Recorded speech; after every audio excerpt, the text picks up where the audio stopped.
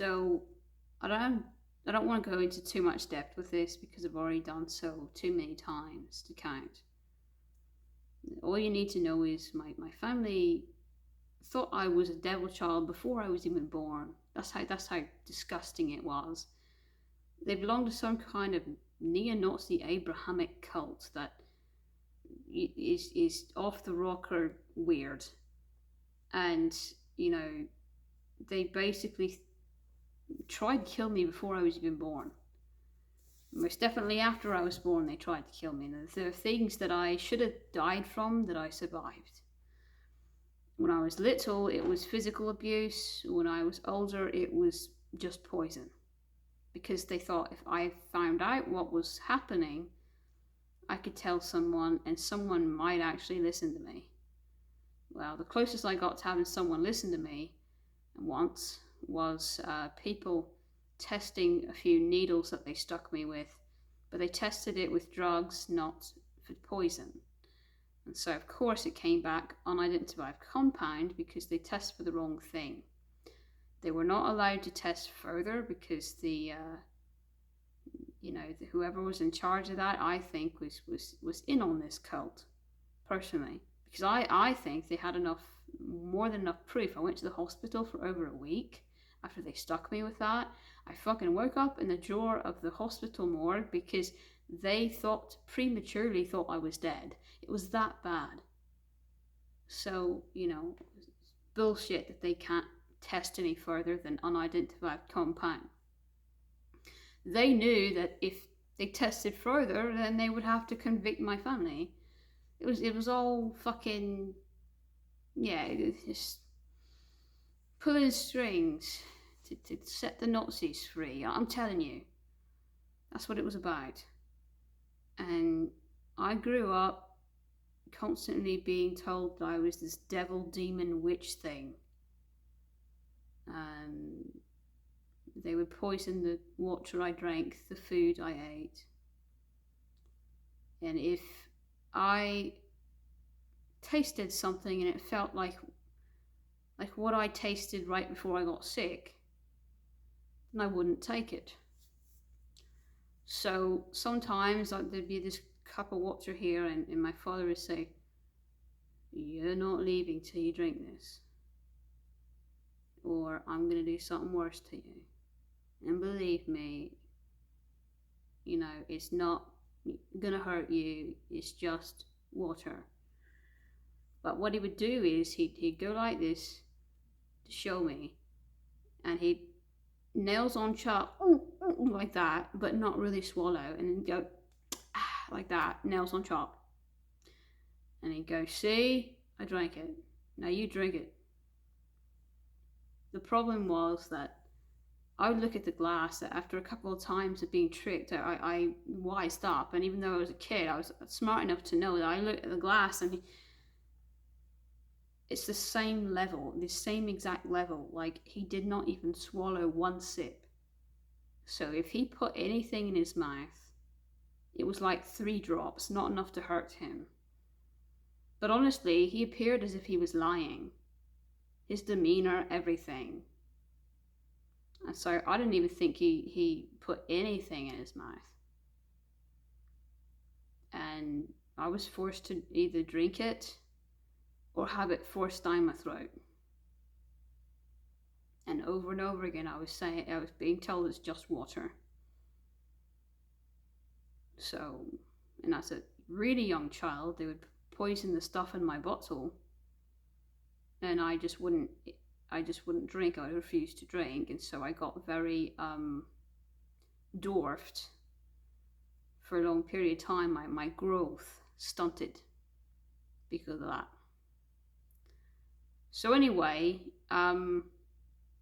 yeah, fun times, right? So I lost all help of anyone trying to save me.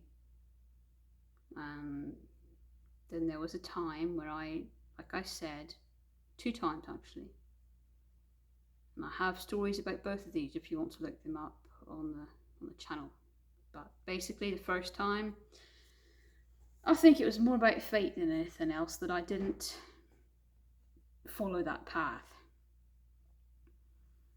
I don't think I was meant to follow it either way, you know. Um, I don't think anything good would come out of it, except for the fact that I wouldn't be poisoned. I mean, that would be a good thing. But the people who were trying to spare me of my family were only trying to do so to control me. Most of them wanted to prevent me from ever being who I was. And one lad even walked up to me and he said, "I feel sorry for you, Wendigo." They were a tribe native to Northwest America, United States. "I feel sorry for you, Wendigo, because you're being told to be what you are by Walking Crow, but you should never. You should never be what you are. What you are is an omen. It's bad. You should never become what you are. You should always be what you're not. And you shouldn't listen to Walking Crow because he's trying to gain your trust for ill-intent reasons." Basically, I think that Walking Crow was legit trying to be kind of like an energy vampire, so to speak. But there were other people in that tribe, not many, but a few of them, who showed me kindness, and even one elder that said, if I was allowed to be who I was, I would do more good than harm, and therefore to leave me be. So you had a mix of people. Most of them hated me, some of them understood me, and some of them were just ill intent. I had an opportunity to go and live with them. Walking Crow said that I could escape and go into the forest, and that he would do basically like a kind of scrying to find out where I was, and he could hide me from my family. But something about that just didn't seem very plausible. I didn't think he'd find me, number one, and he laughed and told me that I doubted his abilities. Anyway, something just didn't feel right about it. I wasn't mad, but I just didn't feel, I don't know, I think I was guided off that path for a reason. I think the biggest reason being that I wouldn't have been allowed to truly be myself there. So, the other reason, I think I was meant to pain my family as part of their threefold. I have a gift that I cannot control as a child. I have a gift that basically when someone hurts me, it's like a reflex. It's like a ricochet shield, and basically that pain bounces off that shield and goes right back to them. So basically, I would give them all of my pain, and I would see them get really sick when I started to feel better. Now, it took me a really long time to connect the dots with that, but I finally realized I was doing that. And that might be part of why I survived things I shouldn't, because of that right there, I'm literally giving them the poison they gave me through a clairvoyant kind of paranormal way, like a transference of energy kind of. So anyway, yeah, it was something that definitely was painful to live through, but I think that I had to be a part of their threefold, and had I not been there, I couldn't have done that. And I think that's another reason. Things had to play out for long enough. And I think that's very true for the next time that happened as well. Things had to play out, and they hadn't played out yet. The next time someone actually tries to help me, I actually have like the best opportunity ever. I turn it down again because of mistrust this time. immense mistrust.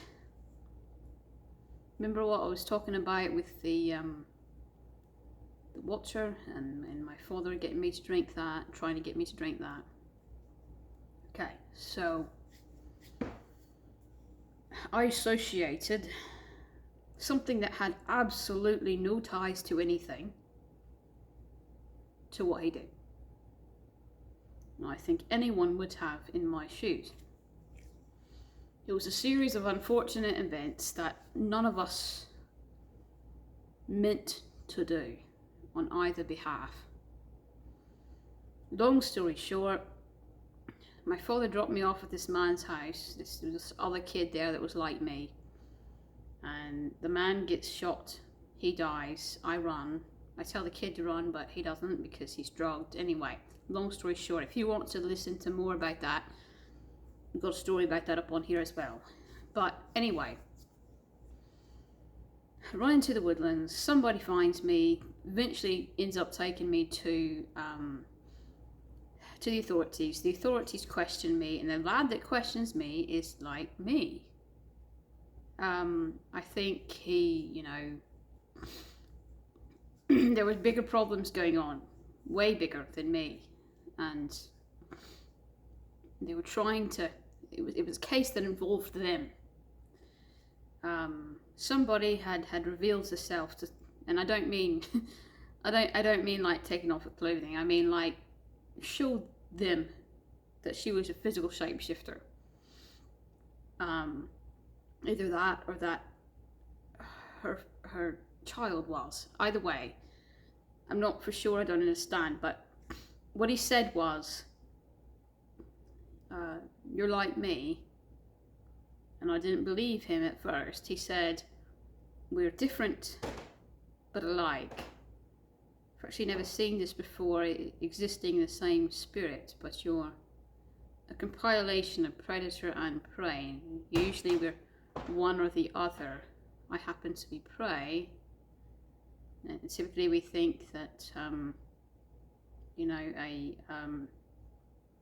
a predator is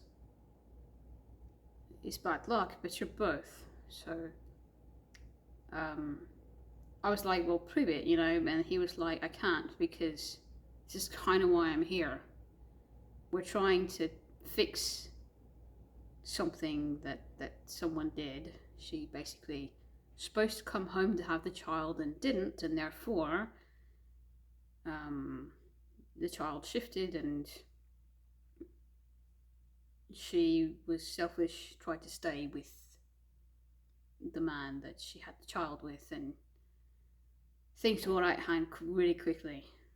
People started realizing it was real, and then all of a sudden you got enemies at every single side. You've got weird scientists that are trying to experiment, and you've got people like my family that are trying to kill not only the scientists, but kill off the entire anyone like me, because they belong to that cult. They literally think that we're demons. And so anyway, long story short, and I mean a really long story short, is that basically he had me at social services, and he would come and he would interview me every once in a while, and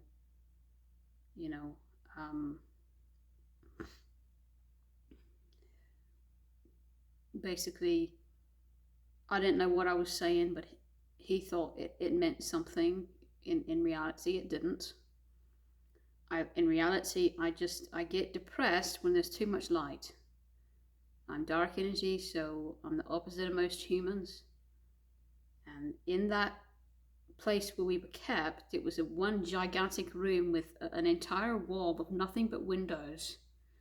The sun beat through all day long, and then the lights were on at night, and I wasn't sleeping a wink because of the light. And I also it was like it feels like a fish out of water. It really does. It feels like you are so uncomfortable you can't breathe. I mean, imagine the reverse, keeping a child in a dark dungeon. Okay, a dark dungeon actually would be very welcoming to me, but to me, because I'm dark energy, the light is basically like your dark dungeon. Okay, it would be you would think it inhumane, wouldn't you, to keep a child in a dark place? Well, that's because of what you think is considered makes you feel at home. I'm telling you,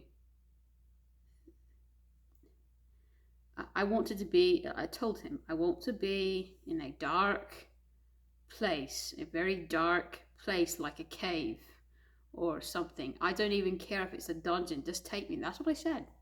I was a child. And he goes, like that look, like, what the fuck? And look. And he goes,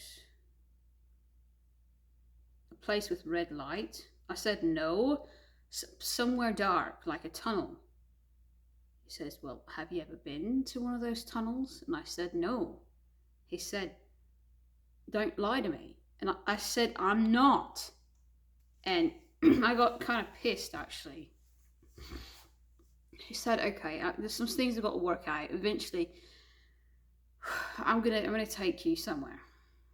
He takes me to this, I don't know, underground bunker thingy. Part of it looks like a bunker, part of it looks like catacomb. I mean, part of it's really sophisticated, part of it's more ancient looking. There's this plant growing on the side of the, up against this, like, I think brick wall type thing. And it's on the bottom, not growing up it, but just kind of, okay. So it's dark in there. Most only light that's in there is this red light. It's a place, I think, where they do a lot of ceremony and other stuff. Probably. It might even be their quarters. I don't know, their living quarters. Anyway, I didn't know enough to know. So, basically, he takes me down there. Says we can be ourselves in here, and he kind of shifts in partial shifting. Where there's just a little bit of facial features and things. And then some people had horns and things. It's just like something I'd never seen before. And I, at that point, realised, okay, they really are like me.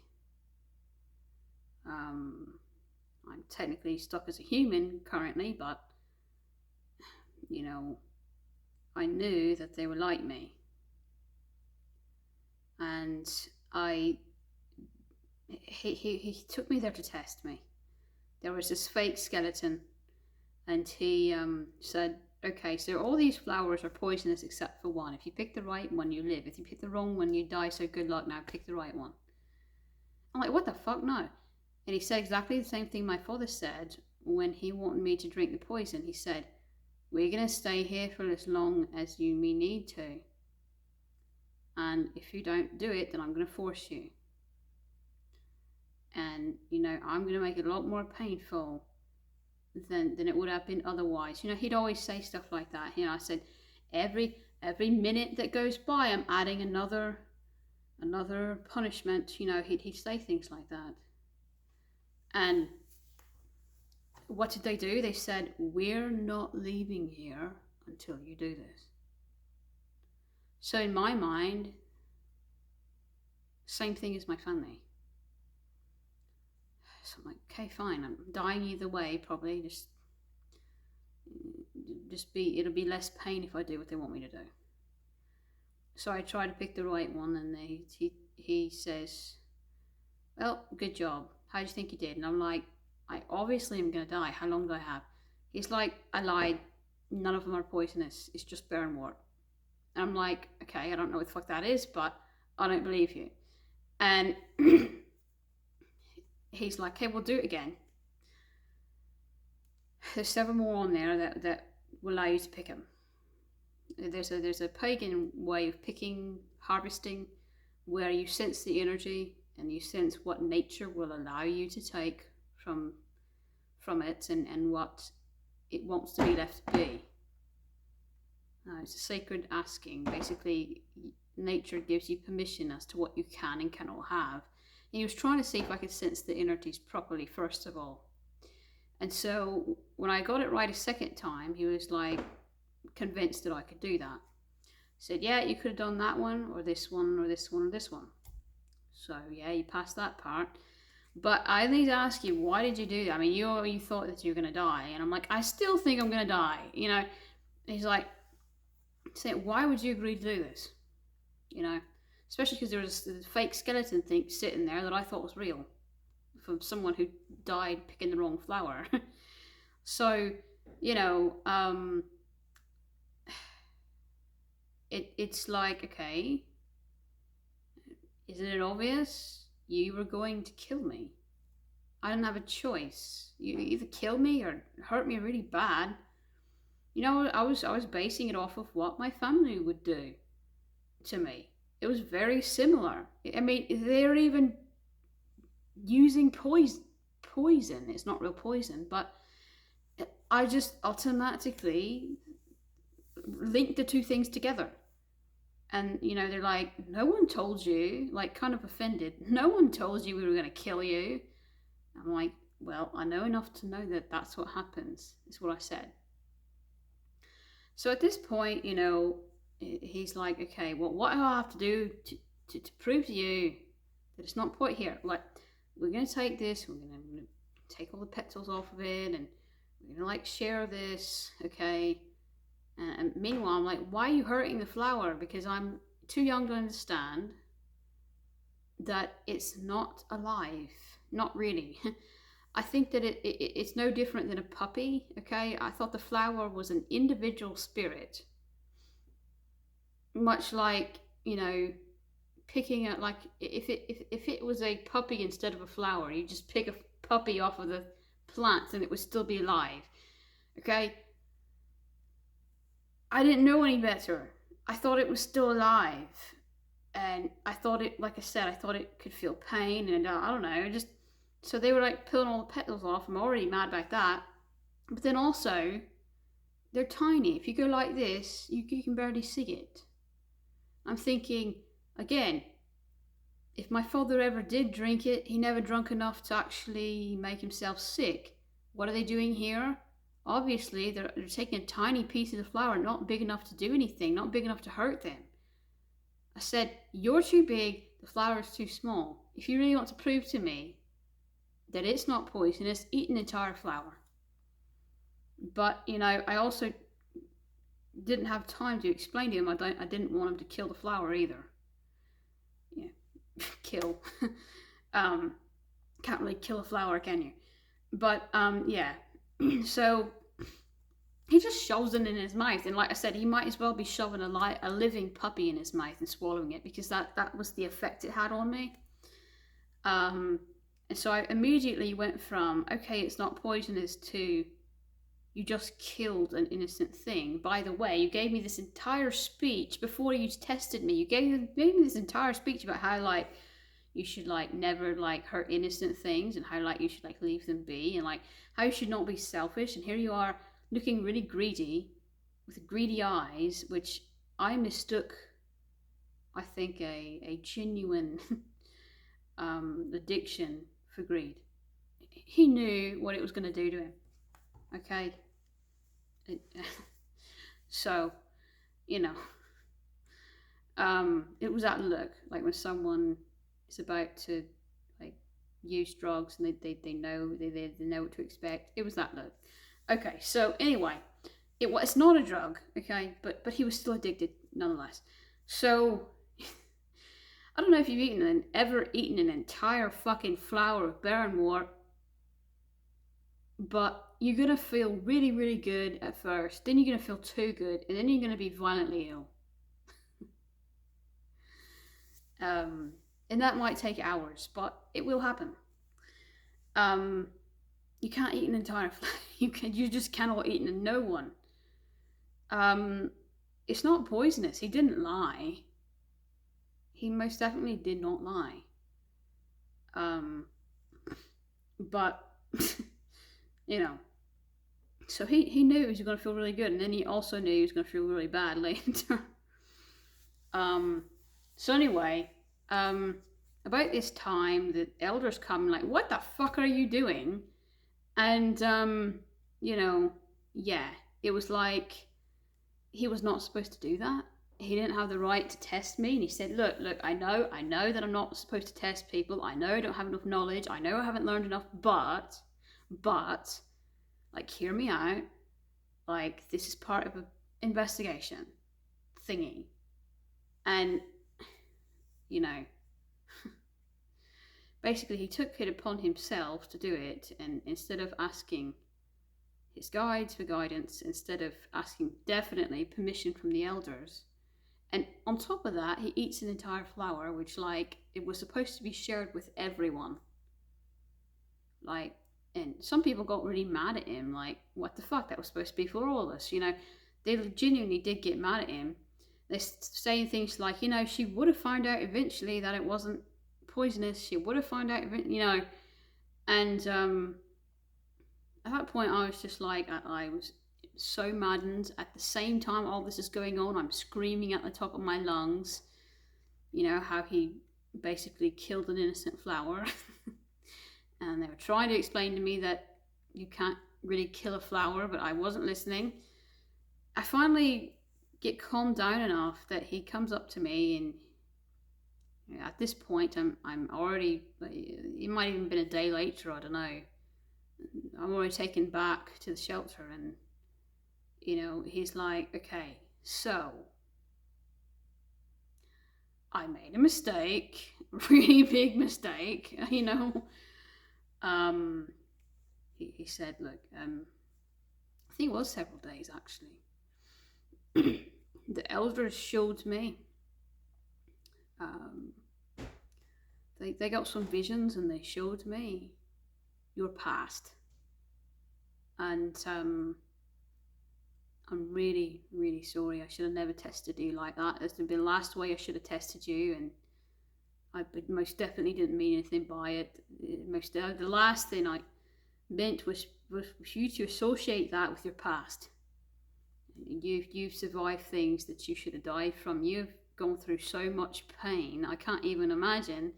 The last thing I wanted to do was make that worse. I just wanted you to trust me, and I just wanted to make sure that you were of pure intent. But I didn't mean that. I wouldn't even talk to him at first. He had to first even convince me to even hear what he had to say. Basically, he made a deal with me that if I didn't like his explanation, I could be mad at him. So anyway, I gave him that one shot to explain, and here we are. You know, him trying to explain, you know, and the trust was broken. It was broken a long time ago. I was too much PTSD and everything, and it was too similar to my past, and I couldn't recover from that. So I was not going to trust him no matter what. He said, look, I owe you a great debt, okay? Just, what can I do to make this up to you? If you're not going to trust me, at least I can do something. I said, I want to go back to the tunnel. He said, I can't take you back there because I can't even go there. They've for a very long time, I'm not going to be able to go there. And you have some unchecked rage and some gifts about you that pain the people, physically pain the people you're around when you're angry, so that they don't trust you down there. You're going to have to learn how to control that first, and that's going to be a long time. if that day even comes. So, no. I said, well, that's the only thing I want. I want to be somewhere dark, dark something. And he said, well, I don't have any other place to put you. And I said, okay, then I guess I'll just go back to my family. He said, look, I am, well, back up a minute. I also said this. I said, you need to be punished. And he said, oh, believe me, I'm being punished. I said, really? What are you being punished with? He said, they're giving me something. I have to take it every night. I don't get any sleep. It makes me violently ill. It's the opposite, basically, of Baron-wort, I think. Something that legit did make him sick, but didn't make, I mean, wasn't enough to... He took it for as long as you could take it without having any lasting effects, probably. He said, I'll have to take that for 6 weeks every night. I said, well, you seem fine to me. You're walking and talking and everything. You're not doubled over in pain. He said, well, I am at night. I said, I don't believe you. Even though he did look like hell and looked like he hadn't slept at all, I still didn't believe him. So I said, no, you need to die. That's what I said. Oh my gosh, yeah. But said, I need a slow, painful death. That's what I said. He said, look, I understand that's how you feel, and I think that's, you know, you like to think that. But all I want to do is help you. And I was like on the like murder path, basically. Path of no, you know, forgiveness or mercy. And I definitely wasn't giving him any mercy. So yeah, he was like, okay, I'm also, you know, I've been punished for quite a while. Like, if it makes you feel any better, it's not just that. I've got another punishment that lasts for 6 years. I said, well, does it hurt you? He said, no, not really. Emotionally, kind of.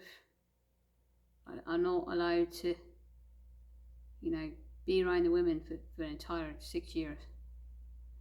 And I'm like, well, so what? I mean, I'm a kid, I don't understand. I'm just like, so what, you know? So they did not punish you enough. That's what I said. And I hope that you get your punishment, basically. You know, I said a lot of nasty things to him that he didn't deserve, and then I, you know, said that I can't stay here, so it's driving me insane. If I can't get away from the bright light, then, and I'm a child, so I don't prioritize things well. Then I'll go back to my family, because at least the place my family is a normal amount of light. And he was like, okay, look, if you tell me who your family is, I don't have enough evidence. I can't put them in prison. So, you know, there's not enough evidence that they poisoned you. There's not even enough evidence that they abandoned you at that man's house. So, you know, I'll have to give you back to them. You have to go back to them. They'll hurt you. And I said, what's the difference? Either you hurt me and I stay here in the light that's really bright, that's hurting me, or they hurt me but I don't have to deal with the light. He said, someone can adopt you, someone like us. And I said, yeah, right. He said, no, really. I said, look, you guys hate me. He said, no, we don't. I said, well, a lot of you do.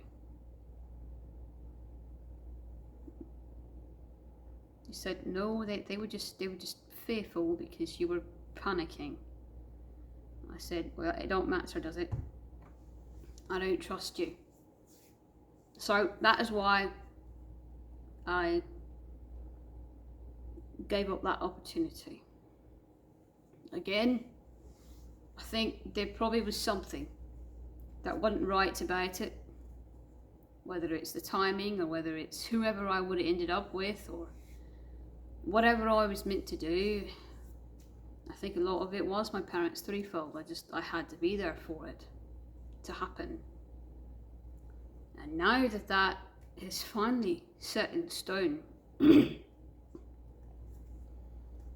know, and it's happened long enough, and I have enough magic and know how to use it now to really set that in stone so that it will happen whether or not I'm there.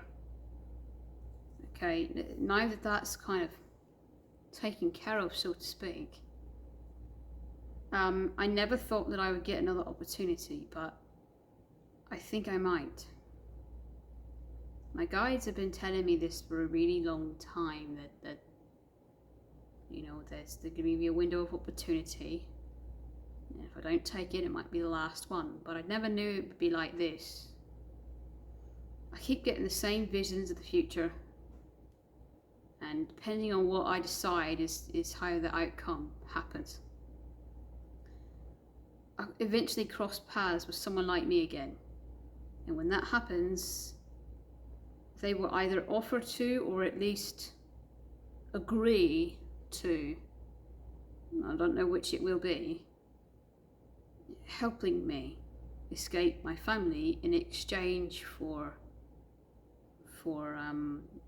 my protection that I could later give them when I finally, like I said, when I finally learned how to shift fully. Not only that, but you know, other things that I could probably do to repay them.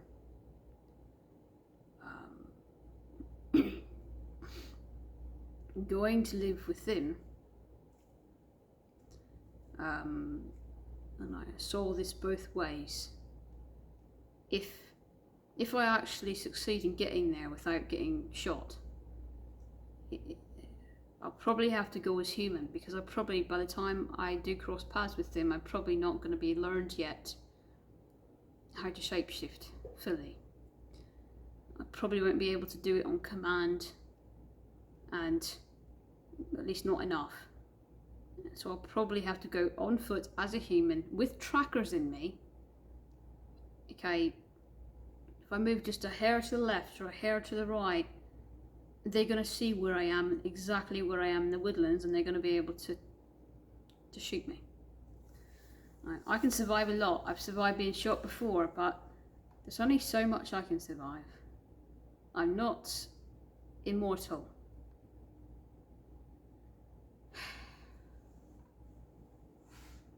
I will die if I make the wrong step.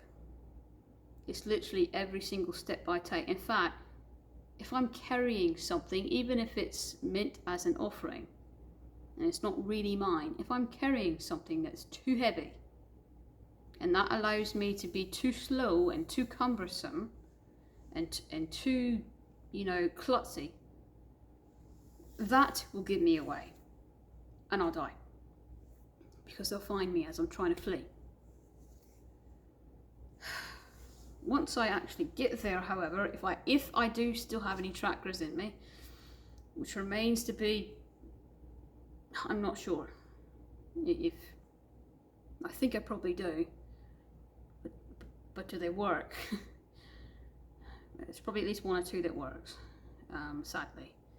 Anyway, so once I finally get there, they could take that out probably. And then put them somewhere else, maybe. I don't know. Maybe some magic that we could do warding wise to prevent the signal from working. I don't know. Thinking outside the box, but it's getting there. That's the most treacherous. Once I'm there, I'm told that it's actually quite safe. So if I try to play it safe and wait, because by now I will trust them. By now I can look into someone's eyes and see their intent, and from what I see in the future, they don't mean any malice. Some of these people in this tribe they're like me, but they're not exactly like me. I've seen it. They're either herbivores or omnivores, probably mostly herbivores. Some of them don't fully understand me, And some of them won't like me. Some of them might even be suspicious of me, but they're not going to hurt me. Which is what counts. And some of them seem to accept me alright. So, what I see when I look into that, you know, that's more than you could ever ask for. If I, like I said, play it safe and I wait until I can fully shift to escape, one or two things might happen. I might take too long to learn. And like I said, they may come for me, my family, and the cult they belong to. And I won't be able to live here anymore. I'll be at some kind of concentration-like facility. And once I'm there, I'm probably going to get so pained that I'm near death for the rest of my life, I'd imagine. I won't be able to get free. I won't be able to do everything I need to do in this life that I was meant to do. And I mean that by my purpose, not by what I want. It's my purpose. I won't be able to fulfill my purpose. So, that would be failing, definitely. If I learned to shift in time, and like I said, went alone and fled alone. Because by that time, this is the bad thing. For whatever reason, they don't have the means to come back and ask me later at a convenient time when I can shift fully. So whenever they do, if they do, cross paths with me, the people like me, I mean, then I would have to say yes at that moment, because that would be the only time that they have the means to do that, and then they wouldn't be able to later. So if I pass up that opportunity, it's not like I can just later say, come back and get me. That's just, it doesn't work that way with this. So anyway, like I said, I end up actually initially being safer, yes, but further down the line a domino effect happens, and it actually leads me to far more peril than it would have with trying to let those people help me.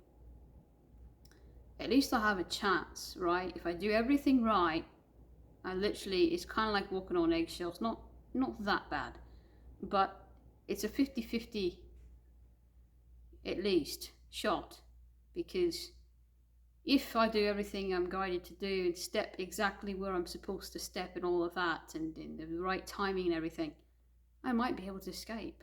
It's possible. If I don't, then I'll get shot and I'll die. But I might actually be able to escape, even as human. If I go it alone and initially escape and succeed, yes, eventually it leaves me, like I said, down a path where there is no 50-50. I end up dying before I get a chance to fulfill my purpose. If I actually succeed, actually make it to that little sanctuary or whatever they have. No, not really sanctuary, I guess it's just where they live. Anyway, it's kind of like a sanctuary in my eyes, but if I make it there, the worst is behind me, because I will live long enough to fulfill my purpose. I might still get into trouble later eventually. I mean, who doesn't? That's if you're a protector, you're going to eventually fight a battle you don't win. But at least I would have fought enough battles to do what I was meant to do before I died. And that is what counts. But like I said, you got to take the risk to begin with to get there. You can do it. But what I'm being shown, is that just the slightest thing will offset that. The tiniest, dumbest mistake, like I said, being a little too far to the left, a little too far to the right, you know, a little too slow, a little too loud when you stumble, anything like that. A little thing could mean the difference, literally, between me living and my death. Because, like I said, they're going to be tracking me, they're going to be following me probably. And I have to still basically hide in plain sight until I get far enough away that they can no longer track me. So, or something. So it's a big risk, not only for me but for them. Can you imagine? You know, they could get shot too. So it's a big risk for them too, and that's why, you know, a lot of it depends on them. If they never cross paths with me, it's highly likely that they will. But if they don't, I can see why. Because they would be taking a risk. And by the way, when I get there, I'll be the only carnivore there. I know because of the vision. I already, as I am right now, physiology, I've shifted enough that it's permanent, and I cannot. I used to just have nutrient imbalance. Now I get violently ill if I try to eat a bunch of plant-like things. I can't even have an omnivore diet. I have to have a carnivore diet. I can eat a very small amount of plants and not feel ill, but yeah, that's not enough just to sustain myself, right? So I would need food somehow, and I cannot hunt as a human. So they would either have to teach me how to hunt as a human, take the time to do that, or they'd have to hunt for me, or assuming that they had access to human society and revenue, they would have to at least purchase meat for me, because the moment I leave here, I leave all financial means. Not only am I going to have to leave all of that stuff behind because it's linked to my family, you know, they would know. If I used it, they would know. But I'll also have to leave everything else behind, my phone and everything. And so, you know, it's just, I would literally be going in basically with nothing to offer initially until I learn to shift. Well, that's not true. I can offer some protection magic, but, you know, not like the unbridled stuff I could do if I physically shifted. So for however long it takes for me to be able to shift fully and hunt for myself, they're going to have to feed me. Also going to have to feed Imber, because there's no way I'm going to leave him behind. My family's going to kill him if I leave him behind. I know they will. So, you know, they chop his head off or something, or torture him, I don't know, poison him. I don't trust it. You know, I had a dog once that they poisoned, much less a snake. I'm not going to trust him with a snake. So, you know, he's coming with me, and they'll have to find out how to get food to him and to me until I can learn to hunt for both of us. Like I said, never mind the initially risking your life to get me there.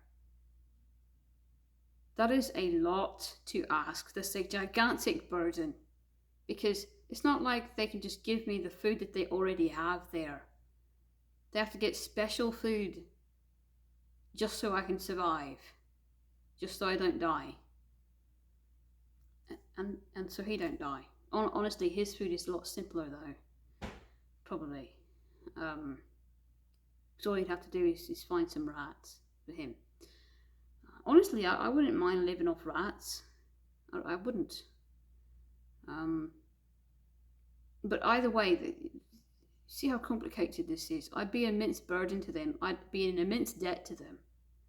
And I couldn't fully repay it until I learned to physically shift fully. So initially going there, you know, I don't want to burden anyone. I would feel like a burden, especially if anyone got hurt. trying to save me, trying to help me flee from my family and the cult they belong to. But, you know, it's one of those things that despite all your apprehensions, you're like, I just know this is what I'm meant to do. In fact, I have a weird, because I did a past life regression once, and I saw the in-between before I was reborn into this life. I saw that in-between moment. I saw what I would face. Yes, the center of the universe shows you what you'll face before you actually live it. And I kind of remember that. And I remember being told that that was the right path to take, not the path of being alone, but that. I was told it'd be challenging, but that it was the right one. And not to, you know, not to go against that. And even if I didn't remember that, I would still have this immense just overall feeling like I gotta do this. This is what I gotta do. And when I get that feeling, it's so powerful. It's never been wrong. That feeling like it's never once been wrong. And I think that's because normally I'm like, I don't know what to do. I don't know what to do. What if this? What if that? I second guess myself. That's my personality. So if I'm really sure about it, usually it means that it's the right thing to do. If I'm really sure about it, but I don't know why, you know, everything my guides are telling me, that's what to do.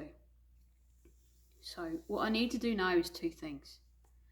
It would be a lot easier to flee as an animal. So on the slim chance that I could learn that before I cross paths with them, I don't know when I'm going to cross. I have no idea. I was just told by my guide soon. For all I know, that could be months, maybe years. I have no idea. And so, whatever soon means, in the meantime, I need to try so that I don't have to flee as a human. To be able to shift fully. Or at least, you know, something that would make me quicker. Be able to hide and blend in better. If that does not work, and worse comes to worse, then I'll still have to flee as a human. Secondly, I'm going to have to really, like I said, if I do have to do this as a human, I'm going to have to really be careful. And any little thing could mean my death. Any tiny mistake could mean my death. So I am going to have to really...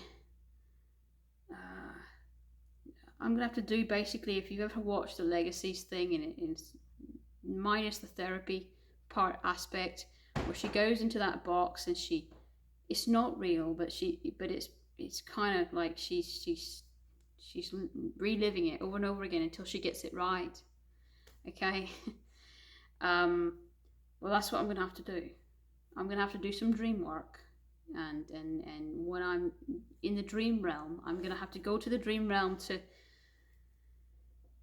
over and over, do this over and over again until I finally get it right, so that when the day actually does come, those little mistakes, I don't have to think about it. I know already what to do. You know, I need to do that as much as I can, because I think that'll better prepare me than just winging it, you know. For example, you can hear what your guides are trying to tell you to do, but if you don't do it fast enough, you're still dead. So even if you're fully listening to your guides, that doesn't guarantee you life. You still have to do it fast enough. So yeah, I'm going to have to do that, and I'm going to have to work on shifting. Those two things are going to take up literally all of my free time, pretty much.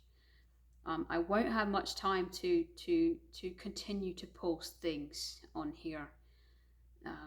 I might post something once in a blue moon, but if it gets to the point where I haven't posted anything for, you know, a lot of months, even a year, that means that I at least tried to flee. And, you know, of course, at that point, I'm not going to be able to communicate. If I did succeed, I wouldn't be able to communicate because I wouldn't, I'd have to leave all technology behind. So And I wouldn't be able to post anything just in case my family found this channel. I wouldn't want to post, "Hey everyone," from somewhere that they can locate it. They can locate that ping from that post area where it was posted. "Hey everyone, here I am." That'd be the worst thing ever. So even if I do succeed, you're not going to know. But when you start seeing that there's been nothing new for a really long time, you can probably bet that I at least tried to escape.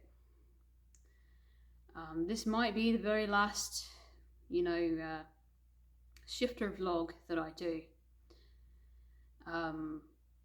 So, I'm at a point now where it's frustrating because I am balanced and strong enough to shift fully had I just mind over matter. That's what I'm dealing with most. It's a mind over matter game at this point. I know it's real because I've witnessed it.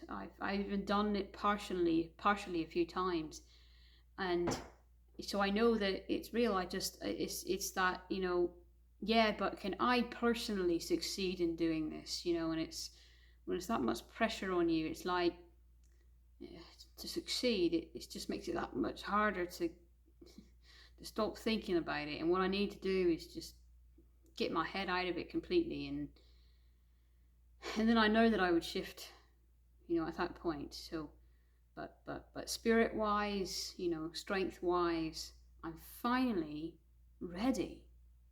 So it's like frustrating because it's like, okay, you can technically do this now. So like, why the fuck are you not shifting? What's wrong with you? Why aren't you doing it? Why aren't you progressing in this? Because technically I'm strong enough now, I'm balanced enough now, but my mind is, it's just too much of society saying it's not real. And then despite all the evidence I have, the immense amount of evidence, I finally get past that, and then I'm like, well, wait, but like, I know it's real, but I personally am going to fail because I'm afraid of failure, and it's just like an anticipation thing.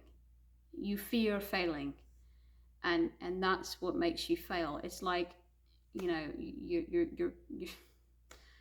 yeah. Enough said with that, I guess.